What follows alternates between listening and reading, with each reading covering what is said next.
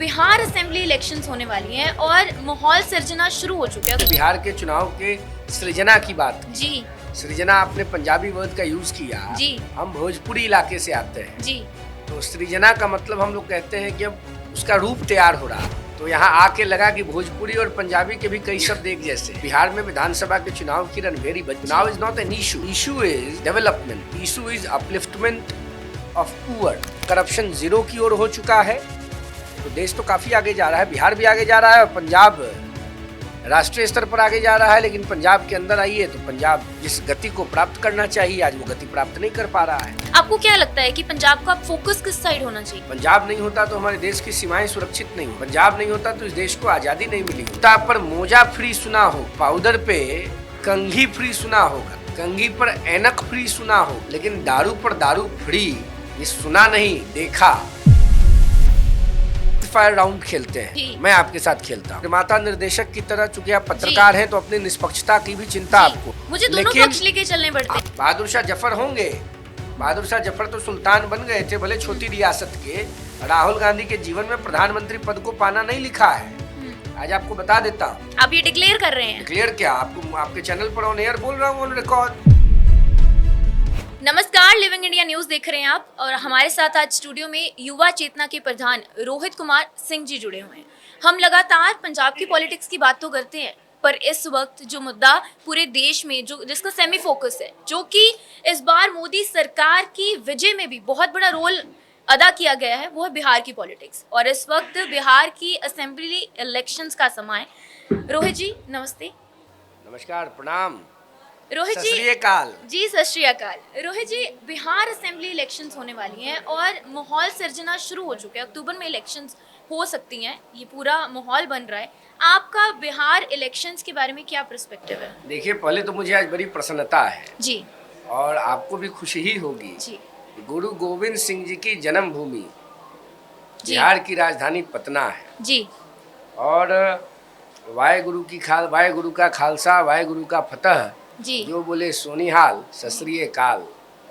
तो पटना में बचपन से हम लोग सुन के बड़े हुए हैं जी, और हम लोग बहुत छोटे थे तब से पटना साहिब जाके जी, मत्था टेकते हैं। जी, और सनातन धर्म की रक्षा में, जी, भारतीय संस्कृति और सभ्यता की रक्षा में सिख धर्म का, पंजाब के लोगों का, पंजाबियत की खुशबू का जी, बहुत बड़ा रोल है। जी, और हम लोग तो गौरवान्वित होते हैं कि उस धरती पर हम भी पैदा हुए जहाँ गुरु गोविंद सिंह जी जैसे महान राष्ट्रभक्त जी, सेनानी का जन्म हुआ। उनके परिवार के लोगों ने, उनके संतानों ने किस प्रकार से भारत की अविरलता के लिए, भारत की एकता के लिए, भारत की अखंडता के लिए, राष्ट्रीयता के लिए, संप्रभुता के लिए, देश की सत्यनिष्ठा के लिए और देश की आम जनता के लिए जो कुर्बानियाँ दी, कहाँ कोई कुर्बानी अब दे पाता है। जी। सिखों का तो सबसे बड़ा रोल है आज़ादी में।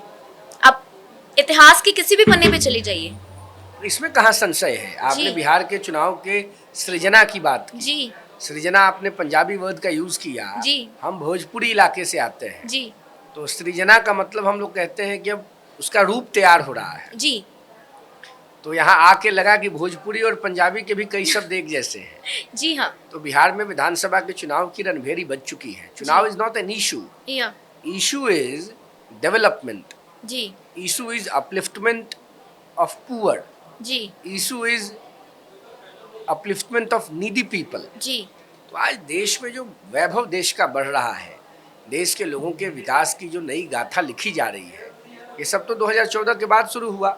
जी, और आज हम सबको बहुत कॉन्फिडेंस है अपने अंदर। हम किसी राजनीतिक पार्टी से संबंध नहीं रखते हैं, लेकिन एक हिंदुस्तानी होने के नाते, भारत के नागरिक होने के नाते, आम युवा होने के नाते ये बात तो महसूस हो रहा है ना, जब देश और दुनिया के लोगों से हम बात करते हैं। सोशल मीडिया पर आज पूरी दुनिया आपकी मुट्ठी में है, मोबाइल के माध्यम से, लैपटॉप के माध्यम से। जी, आज पूरी दुनिया में भारत का वैभव बढ़ा है जी, और भारत की प्रतिष्ठा बढ़ी है, भारत के लोगों का डंका बज रहा है दुनिया में। जी, तो इसके पीछे कहीं ना कहीं मोदी जी का बहुत बड़ा रोल है, मोदी जी की बड़ी भूमिका है। गुड गवर्नेंस है, भारत में सुशासन है, भारत के लोगों की प्रतिष्ठा बढ़ रही है, भारत में विकास हो रहा है, भारत का अंतिम व्यक्ति देश की योजनाओं का लाभ प्राप्त कर पा रहा है, करप्शन जीरो की ओर हो चुका है। तो देश तो काफी आगे जा रहा है, बिहार भी आगे जा रहा है और पंजाब राष्ट्रीय स्तर पर आगे जा रहा है। लेकिन पंजाब के अंदर आइए तो पंजाब जिस गति को प्राप्त करना चाहिए आज वो गति प्राप्त नहीं कर पा रहा है। आपको ऐसा क्यों लगता है कि पंजाब देखिए, को जो गति प्राप्त करनी चाहिए वो नहीं कर पा रहा है? पंजाब अमर शहीद युवाओं के रोल मॉडल भगत सिंह शहीद भगत सिंह जी की भूमि है। जी हम जब यहाँ आते हैं तो रोंगटे खड़े हो जाते हैं। जी भगत सिंह जी ने इस देश के लिए प्राण गंवा दिए जी और उफ तक नहीं किया। आम आदमी पार्टी अमर शहीद भगत सिंह जी का तस्वीर तो लगाती है, लेकिन भगत सिंह जी के सिद्धांतों पर कहाँ चल पाई आम आदमी पार्टी। दारू पर दारू फ्री कहीं सुना था आपने? शैम्पू पर कंडीशनर फ्री सुना होगा, मोबाइल पर चार्जर फ्री सुना होगा, कलम पर रिफिल फ्री सुना होगा, जूता पर मोजा फ्री सुना होगा, पाउडर पे कंघी फ्री सुना होगा, कंघी पर ऐनक फ्री सुना होगा, लेकिन दारू पर दारू फ्री ये सुना नहीं, देखा। जब आम आदमी पार्टी के प्रधान संयोजक कन्वीनर अरविंद केजरीवाल जी दिल्ली के वजीर थे, मुख्यमंत्री थे, तो उन्होंने दारू ही फ्री कर दिया। जनता जाए भाड़ में, लेकिन दारू की दलाली आनी चाहिए, दारू की राजनीति होनी चाहिए, दारू पर दारू फ्री बनना चाहिए। गलती से पंजाब की सम्मानित जनता ने अरविंद केजरीवाल की बातों को मान लिया, उनके झांसे में आ गई, क्योंकि कांग्रेस से पंजाब की जनता तंग आ गई थी। राहुल गांधी का जो वसूली गैंग सक्रिय था पंजाब में, उससे पंजाब के लोग फेडअप हो गए थे, तो अरविंद केजरीवाल के झांसे में आ गए। मुक्ति चाहिए इन लोगों से, देश को, पंजाब को। आपको क्या लगता है कि पंजाब का फोकस किस साइड होना चाहिए फिर? पंजाब तो फोकस्ड है। जी पंजाब नहीं होता तो हमारे देश की सीमाएं सुरक्षित नहीं होती। पंजाब नहीं होता तो इस देश को आजादी नहीं मिली होती। पंजाब नहीं होता तो हमारे घर में भोजन नहीं होता। जी भोजन की बात की आपने। हाँ। भोजन की बात होती है तो किसान, किसानों की बात सबसे पहले आती है। सबसे उम्दा खेती कहाँ होती है? सबसे हत्थे कत्थे किसान कहाँ तो देखे जाते हैं, कहाँ पाए जाते हैं? पंजाब में। पंजाब की खुशबू खेती है ना। यहाँ की मिट्टी में जो सौंध खुशबू है, वो देश में कहीं है क्या? मेघालय पर चले पंजाब जाइए, का आंध्र प्रदेश चले अन्नदाता जाइए, बिहार ही चले जाइए। प्रदर्शन कर रहा है और प्रदर्शन की जो मांगे हैं वो केंद्र सरकार के साथ जुड़ी हुई नहीं, हैं। आप सुनिए ना। जी केंद्र सरकार के खिलाफ जब किसान भाई बहन, किसान लोग आंदोलन कर रहे थे, जी तो केजरीवाल जी एकदम कूदते थे, जी जंपिंग बम्पिंग मूड में थे। जी आज पंजाब में उनकी सरकार है, जी क्या किया उनके मुख्यमंत्री भगवंत मान जी ने? आप बताइए, मैं आपसे सवाल पूछता हूँ, जी हम बातचीत कर रहे हैं, जी यहाँ कोई प्रश्न और उत्तर नहीं हो रहा है, नहीं। कोई यूपीएससी का एग्जाम का तो रिजल्ट हो नहीं रहा है कि आप इंटरव्यू ले रही हैं, मैं जी। इंटरव्यू दे रहा हूँ, आप इन्वेस्टिगेटर हैं, मैं एप्लीकेंट हूँ, ये नहीं ना हो रहा है। ऐसा तो है नहीं कि इंटरव्यू आप लीजिएगा तो हम डीएम हो जाएंगे, जी। हम सीएम हो जाएंगे, हम पीएम हो जाएंगे, हम एफएम हो जाएंगे, हम जी, एचएम हो जी, जाएंगे, हम जी। जीएम हो जाएंगे। पंजाब में पिछले कुछ दिनों में जो किसानों के साथ क्रूर रवैया भगवंत मान जी की सरकार ने निभाया है, उस पर आपका क्या राय है? किसान मीटिंग करने के लिए नहीं आए नहीं, थे। मैं आपसे जो पूछ रहा हूँ, यस जी। नो में बताइए ना प्लीज। जी रैपिड फायर राउंड खेलते हैं, जी मैं आपके साथ खेलता हूँ। पंजाब के मुख्यमंत्री भगवंत मान जी ने पिछले कुछ दिनों में जो देश के सबसे इम्पोर्टेंट लोग, जी जो किसान हैं, जिनकी कृपा जी। से पंजाब और भारत चल रहा है, उनके साथ पंजाब में व्यवहार अच्छा हुआ बुरा हुआ? आंसर आपको अच्छे बुरे में देना है। अच्छे बुरे की बात ही नहीं है, वो मीटिंग एक बंद कमरा मीटिंग थी। मैं जब आपसे बंद पूछ कमरा रहा हूँ मीटिंग से व्यवहार वो बाहर कैसा निकले। हुआ? ये तो फिर आप एक निर्माता निर्देशक की तरह, चूंकि आप पत्रकार हैं तो अपनी निष्पक्षता की भी चिंता जी। आपको है। मुझे दोनों लेकिन पक्ष लेके चलने पड़ते हैं। मैं कह तो रहा हूँ कि आप जी। निष्पक्ष रहेंगी, जी लेकिन फैक्ट ये है कि अरविंद केजरीवाल ने जो दिल्ली में किसानों को उकसाने भड़काने की राजनीति साल 2 साल पहले की, आज अरविंद केजरीवाल की सरकार किसानों के मुद्दों पर पंजाब में फेल हो गई।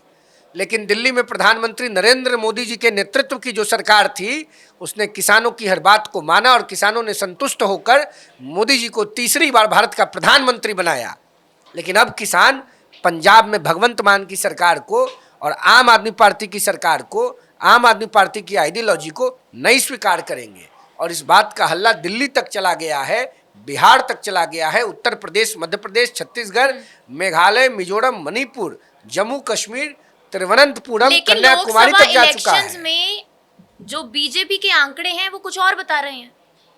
जो बीजेपी के पुराने आंकड़े थे वो नए आंकड़ों के साथ मैच ही नहीं कर रहे हैं। आप एक बात जानिए जी, शरीर का वजन 5 किलो बढ़ता है, 5 किलो कम हो जाता है। जी, इसका मतलब ये नहीं है कि आप अनहेल्दी हो गई हैं अगर वेट 5 किलो कम हुआ है तो। लोकतंत्र में सरकार में आप हैं कि नहीं, वो ज्यादा मैटर करता है। नहीं, इससे जनमत संग्रह का सर्टिफिकेट पता चलता है। देश की जनता ने कांग्रेस पार्टी को लगातार 15 साल के लिए विपक्ष में बैठा दिया। Third time Congress is not into power continuously. Rahul Gandhi Aurangzeb के सिद्धांतों पर चलने वाले कांग्रेस पार्टी के युवराज हैं। बहादुर शाह जफर होंगे, बहादुर शाह जफर तो सुल्तान बन गए थे भले छोटी रियासत के। राहुल गांधी के जीवन में प्रधानमंत्री पद को पाना नहीं लिखा है। आज आपको बता देता हूं। आप ये डिक्लेयर कर रहे हैं? डिक्लेयर क्या, आपको आपके चैनल पर ऑन एयर बोल रहा हूं, ऑन रिकॉर्ड। आप इसको दिखाएंगे, लोग इसको देखेंगे और लोग इसको पसंद करेंगे। मैं सही बोल रहा हूं। औरंगजेब की बात की आपने। आप सुनिए ना, एक बात बताइए। जाति जनगणना की बात राहुल गांधी करते हैं जी। राहुल गांधी के पिताजी स्वर्गीय राजीव गांधी जी भारत के प्रधानमंत्री रहे जी। राजीव गांधी जी के पिताजी स्वर्गीय फिरोज गांधी देश के पार्लियामेंट के मेंबर रहे जी। फिरोज गांधी किस जाति और किस धर्म से आते थे, राहुल गांधी इसको डिक्लेयर करे पार्लियामेंट के फ्लोर पे एज ए लीडर ऑपोजिशन। क्यों नहीं करते हैं लीडर ऑपोजिशन के रूप में डिक्लेयर कि उनके दादाजी किस मजहब और किस जाति से आते थे? लेकिन लीडर अपने दादा के मजहब को बताने में राहुल गांधी को शर्माती है और देश की जनता की जाति पूछने का नाटक करते हैं राहुल गांधी। अगर आपके चैनल के इस न्यूज को वो सुनेंगे तो जवाब दे। मजहब की बात कहां से आ गई? सेंसस नहीं हुआ है हमारे देश में। नहीं भाई, सेंसस नहीं हुआ है तो अपना भी सेंसस बताएंगे ना। राहुल गांधी 2010 के बाद नहीं ना पैदा हुए, 2015, 14, 19, 20 के बाद नहीं ना पैदा हुए। राहुल गांधी 55 साल के वृद्धावस्था की ओर बढ़ने वाले व्यक्ति हैं। अब हाफ टी शर्ट पहन लेने से नौजवान नहीं हो जाएंगे। आप तो युवा नेता हैं, आप क्या सवाल कर रहे हैं उनसे? कर तो रहे हैं, अपने दादाजी का धर्म और जात बतावे। बिहार में सेंसस हुआ है, बिहार में जो पॉलिटिक्स होती है वो हमेशा कास्ट के आसपास ही घूमती है। जो वोटर प्रतिशत निकलता है बिहार में, कास्ट के आसपास नहीं जाती है। देखिए ना मेरी बहन, बिहार की राजनीति जाति के आसपास नहीं जाती है। बिहार की राजनीति जमात के साथ होती है। जाति की राजनीति तो कांग्रेस और लालू यादव जैसे लोग करते हैं। लालू यादव जी क्या बोलते हैं, हम MY समीकरण की बात करते हैं। लालू पॉलिटिक्स तो इस वक्त बिहार में दिख ही नहीं रही है। नहीं, लालू के लाल है ना, लालू कहां से रिलेवेंट हो जाएंगे?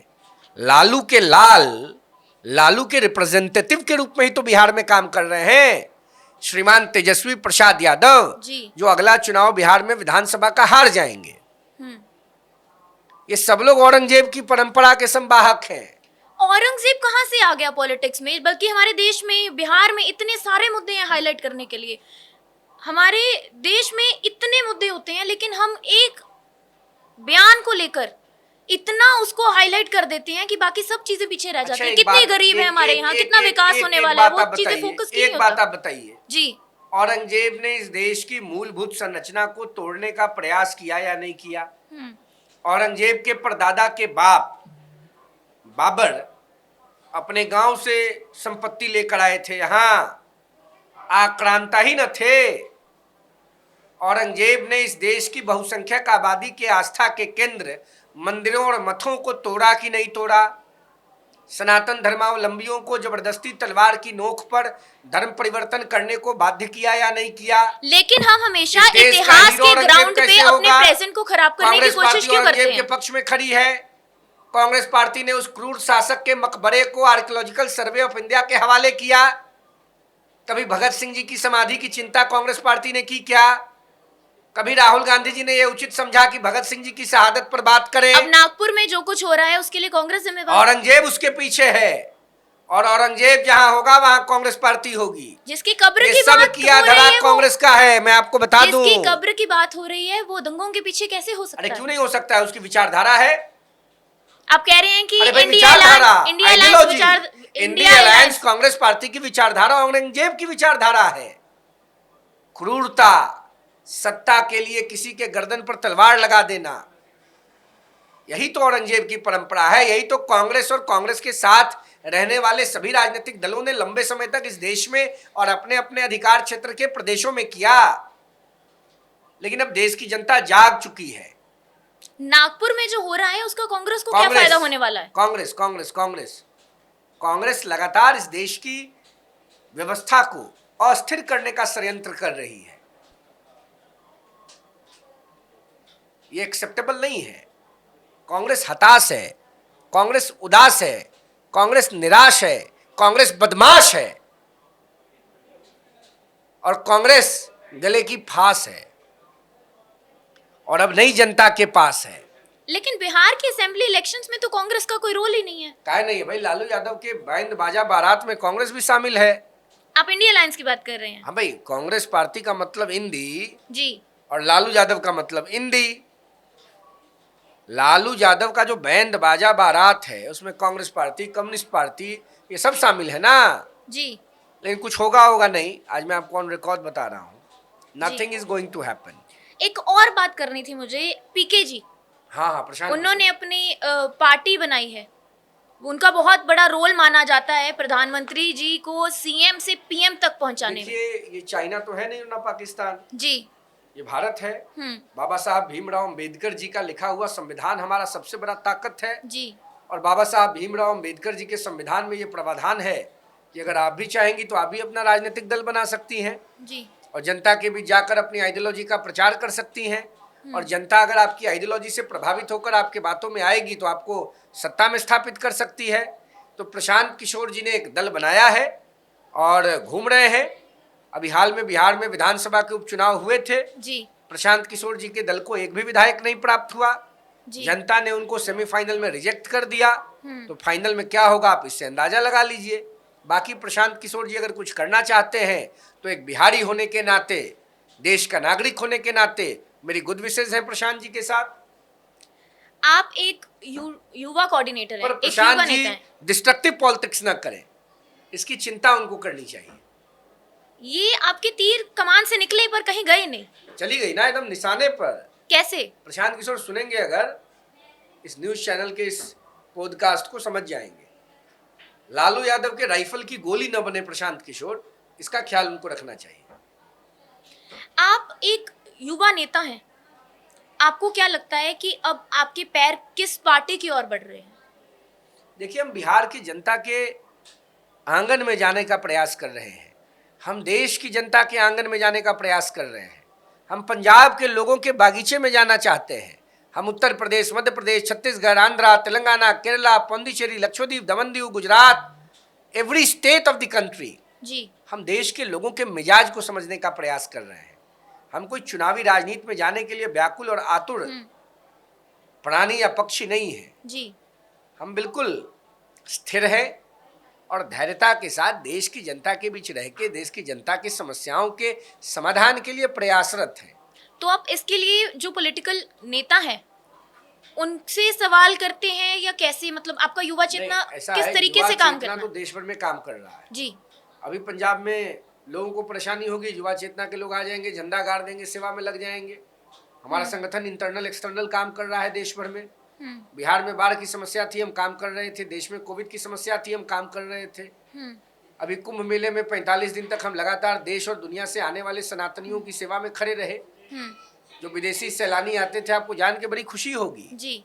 इटली के नाती और कांग्रेस के युवराज राहुल गांधी नहीं आए तो दुख का बात है कुंभ मेला में। लेकिन उनके नानी के घर से बहुत लोग आए और कुंभ में हमने बड़ी सेवा किया इटली के लोगों का। इटली के लोग कहे कि राहुल गांधी को शर्म आना चाहिए। उनकी दादी का घर, उनके दादाजी प्रयागराज में रहते थे। कम से कम दादी के घर, दादाजी के घर तो जाना चाहिए था राहुल गांधी को। वहां भी नहीं गए, त्रिवेणी संगम में डुबकी भी नहीं लगाया।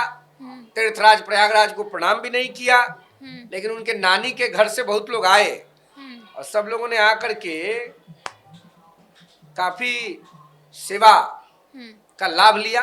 देश दुनिया के लोग वहां सेवा कर रहे थे, हम भी कर रहे थे, अलग अलग शिविरों में सेवा हो रही थी। तो हम सेवा को परम धर्म मानते हैं अपने जीवन का, और यही सनातन धर्म की पूंजी भी है, यही भारत के विचार की पूंजी है, यही सिख धर्म की पूंजी है, यही हर धर्म को मानने वाले लोगों की पूंजी है। ये भारत की संस्कृति है, सेवा सेवा सेवा, उसमें हम विश्वास रखते हैं। सबसे ऊपर इंसानियत और सेवा ही है।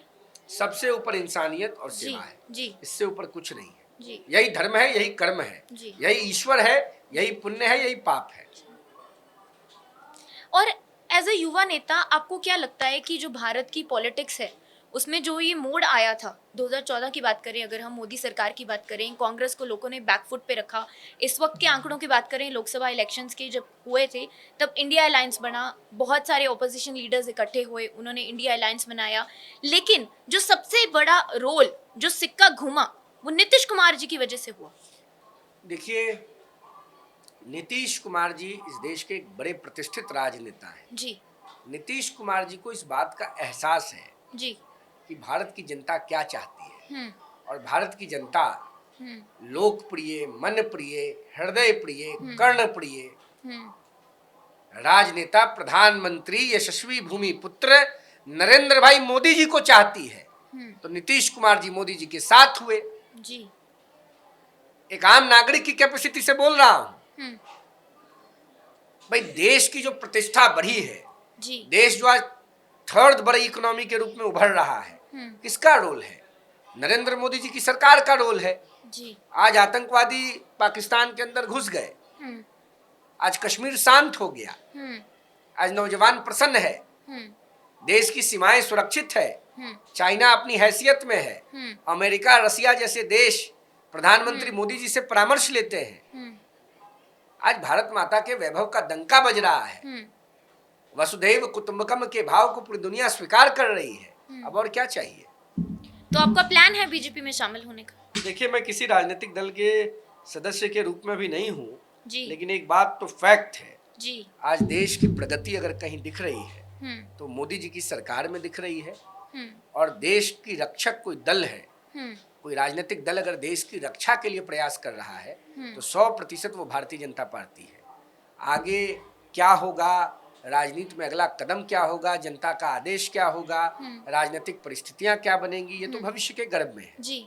लेकिन देश के आम नागरिक होने की कैपेसिटी में I have the right, this is my fundamental right, that I have to जज which political party is better for the people of India. And the answer is, अगर ग्रोक से पूछेंगे तो ग्रोक भी बोलेगा बीजेपी ही India के development के लिए सबसे सुटेबल पार्टी है, और नरेंद्र भाई मोदी जी ही देश की प्रगति के जननायक हैं। कुछ नहीं है इन लोगों के अलावा। कांग्रेस ने तो देश को बर्बाद कर दिया। लेकिन डेमोक्रेसी के मायने तभी होते हैं अगर ऑपोजिशन भी उतना ही पावरफुल हो जितनी रूलिंग पार्टी, क्योंकि सवाल करने का अधिकार भी आपको उतना ही होना चाहिए जितना आपको जवाब देने का होना। आप कौर साहिबा एक बात बताइए जी, ये तो डिसाइड पब्लिक को न करना है जी, पब्लिक तय करेगी ना। ऑपोजिशन को ताकत कितना देगी, सरकार को ताकत कितना देगी, किसको सरकार में रखेगी, किसको लेकिन हम वन मैन शो बना के नहीं रख सकते ना। This is not one man show, ये प्रेम है, ये समर्पण है, ये झुकाव है जनता का। जनता तंग आ गई कांग्रेस से, जनता तंग आ गई इन छोटे छोटे क्षेत्रीय दलों के छत्रपों से। जनता पीड़ित रही, प्रताड़ित रही लगातार कई वर्षों तक। तब जाके जनता ने फाइनली डिसाइड किया, पूरे कंट्री की जनता ने, कश्मीर से कन्याकुमारी ने, पंजाब से बिहार ने, उत्तर प्रदेश से कश्मीर ने, मेघालय से आंध्र प्रदेश ने, अब सिर्फ सिर्फ सिर्फ मोदी मोदी मोदी। फिर आप वन नेशन वन इलेक्शन के बारे में क्या कहेंगे? 100% सही कदम है, सरकार को अविलंब कर देना चाहिए। लेकिन वन नेशन वन इलेक्शन के साथ जो राइट्स हैं, हर सूबा, हर एक स्टेट अपने हिसाब से इलेक्शंस होती हैं वहाँ पे, वन नेशन वन इलेक्शन का बेनिफिट क्या होगा लोगों को? देखिए, देश में अगर एक साथ चुनाव होगा जी, तो एक तो सरकार के संसाधन में जो व्यय हो रहा है चुनावों में, उसमें कुछ कमी आएगी। वो संसाधन देश की प्रगति में और मजबूती से उपयोग में आ सकेगा। दूसरा, एक साथ चुनाव हो जाएगा तो 5 साल लोग इत्मीनान से काम करेंगे। अभी तो एक स्टेट में इलेक्शन होता है, दूसरे में होता है, तीसरे में, तो एक एस्टैब्लिश व्यवस्था इलेक्शन का दौर भारत में चलता ही रहता है। हाँ, तो ये एक अच्छा सोच है प्रधानमंत्री जी का, सरकार का, पार्लियामेंट का, जी। और सभी राजनीतिक दलों को इसके सहयोग में, समर्थन में आगे आना चाहिए। आप बिहार के ग्राउंड में रहते हैं, आप बिहार के दिल में भी बसते हैं। बिहार से जब आप पंजाब आए तो आपको क्या डिफरेंस लगता है एक बिहार की पॉलिटिक्स में और एक पंजाब की पॉलिटिक्स में? पंजाब के लोग बहुत अच्छे हैं। जी। पंजाब की बड़ी कृपा है भारत की तरक्की के पीछे। पंजाब ने चट्टान की तरह, चाहे देश की आज़ादी का विषय हो, इस देश की बहुसंख्यक आबादी की रक्षा का विषय हो, भारत माता के वैभव की वृद्धि का विषय हो, हर दौर में पंजाब ने भारत के मस्तक को हिमालय से ऊपर ले जाने का काम किया है। जी। मैं पंजाब को प्रणाम करता हूँ, पंजाब को सलाम करता हूँ, पंजाब का अभिनंदन करता हूँ, पंजाब का वंदन करता हूँ। जी। पर आज पंजाब गलत लोगों के हाथों में है और पंजाब को इन गलत लोगों के हाथों से बाहर लाना है। आम आदमी पार्टी कभी पंजाब का भला नहीं कर सकती। लेकिन फिर पंजाब में बीजेपी का रोल कहाँ पर है? कांग्रेस कभी पंजाब का भला नहीं कर सकती है। मैं तो अपने संगठन की बात करूंगा ना। जी। युवा चेतना जी। प्रयास करेगी कि पंजाब के लोगों की तरक्की के लिए हम भी कुछ और प्रयास कर सके। किस तरीके के प्रयास करने की कोशिश आई कर रहे हैं आप? ओपनर पंजाब के लोगों को जगाएंगे भाई कि आपने तो देश को हर दौर में बचाया। आपने भगत सिंह दिया, आपने महाराजा रंजीत सिंह दिया, आपने इस देश को बचाया है, आपने इस देश को बनाया है, आपने कुर्बानियां दी हैं। पंजाब नहीं होता तो भारत माता का मस्तक, भारत माता का मुकुट सुरक्षित नहीं रहा होता। आज पंजाब की सीमाएं, भारत की सीमाएं सुरक्षित है पंजाब के लोगों के चलते। पूरे देश के लोगों का योगदान है, पर पंजाब उसमें अव्वल है। जी। हम अपने घर में चैन की नींद सोते हैं तो पंजाब के लोग जगते हैं। और आज पंजाब, आम आदमी पार्टी जैसे गलत लोग पंजाब को समझाएंगे। जिस पंजाब ने इस देश को क्या नहीं दिया। पंजाब के संवर्धन की भी लड़ाई लड़नी है। जी। पंजाब को आगे बढ़ाना है।